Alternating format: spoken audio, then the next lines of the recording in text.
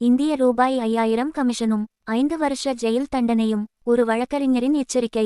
சமீபகாலமா என்கிட்ட வர்ற cyber crime வழக்குகள்ல 80 விழுக்காடு வழக்குகள் இந்த வங்கிக் கணக்கு வாடகை தொடர்பானதுதான். கல்லூரி மாணவர்கள், வேலை தேடும் இளைஞர்கள், குடும்ப பெண்கள் தான் இவங்களோட மெயின் டார்கெட். நாங்க கிரிப்டோ பிசினஸ் பண்றோம், ஆன்லைன் கேமிங் பண்றோம், டேக் சேவ் பண்ண உங்க அக்கவுண்ட் வேணும்னு ரொம்ப டீசென்ட்டா பேசுவாங்க. ஏடிஎம் கார்டையும் ஓடிபியையும் வாங்கிட்டு மாசம் ஒரு தொகையை உங்க அக்கவுண்ட்ல போடுவாங்க. சட்ட யதார்த்தம் என்ன தெரியுமா? அடுத்தவன் ஏமாத்துற கோடிக்கணக்கான ரூபாய் உங்க அக்கவுண்ட் வழியாத்தான் கை மாறும். போலீஸ் எஃப்.ஐ.ஆர். போடும்போது குற்றவாளி பட்டியல்ல முதல் பேரு உங்க பேருதான் இருக்கும். பணமோசடி தடுப்பு சட்டம் மற்றும் தகவல் தொழில்நுட்ப சட்டம் படி உங்களை உள்ள தூக்கி வச்சா ஜெயில் பேல் வாங்குறதுக்குள்ள உங்க குடும்பமே நடுத்தெருவுக்கு வந்துடும்.